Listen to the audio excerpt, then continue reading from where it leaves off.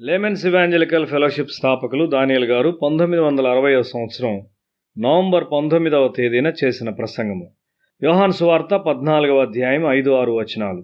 అందుకు తోమా, ప్రభువా, ఎక్కడికి వెళ్ళుచున్నావో మాకు తెలియదే, ఆ మార్గమేలాగు తెలియనని ఆయన నడుగ్గా, యేసు, నేనే మార్గమును సత్యమును జీవమును, నా ద్వారానే తప్ప ఎవడును తండ్రి యొద్దకు రాడు.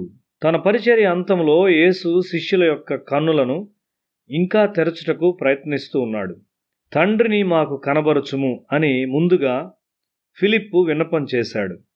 వారు తండ్రిని చూడలేదని యేసు ఆశ్చర్యపడ్డాడు.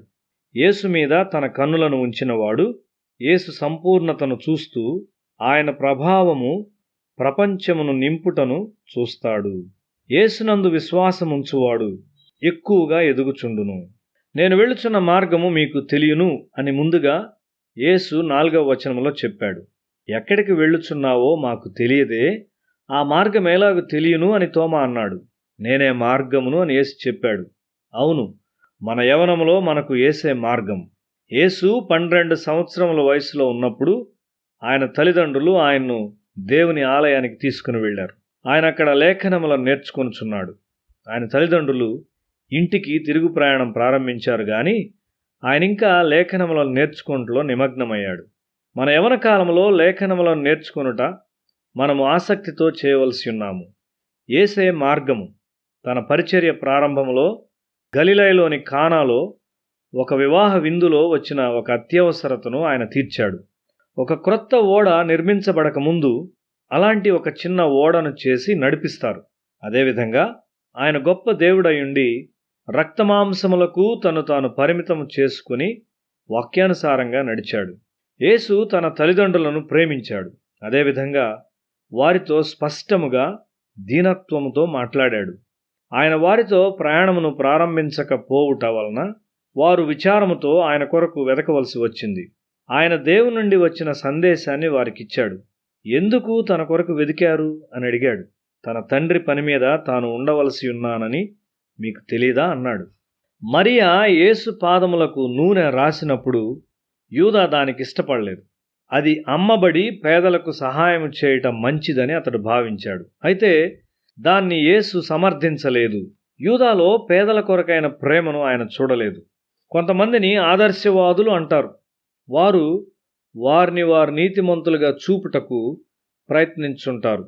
వారు పవిత్రమైన పదాలను ఉపయోగిస్తుంటారు కానీ వారు బోధించు దాన్ని అనుసరించుటకు వారి చిన్న వ్రేలిని కూడా ఎత్తరు.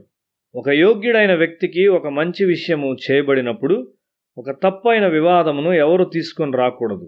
పేదలు ఎల్లప్పుడూ మీతో ఉంటారు అని యేసు చెప్పాడు. యూదా పట్ల యేసు ఎంత దయ కలిగి ఉన్నాడు. అతన్ని శిష్యులకు బహిరంగంగా చూపలేదు. జరుగుచున్న దాన్ని పేతురునకు తెలిసి ఉన్నట్లయితే అతడు వెంటనే ఖడ్గమును ఉపయోగించి ఉండేవాడు. యేసు మార్గముగా ఉన్నాడు. ఆయన సిలువకు తను తాను అప్పగించుకున్నాడు. ఏలియా వలె అగ్నిని క్రిందకు రప్పించి తనను సిలువ వేయిచు హింసించువారు చనిపోవునంతగా కాల్చబడుటకు ఆయన శక్తి కలిగి ఉన్నాడు. అయితే ఆయన ఆ విధంగా ప్రతీకారం చేయలేదు. ఆయనే మార్గంగా ఉన్నాడు. తనకు సేవ చేయుటకు 1000 మంది మనుషులను కలిగి ఉన్నవాడు గొప్పవాడు కాదని యేసు చెప్పాడు.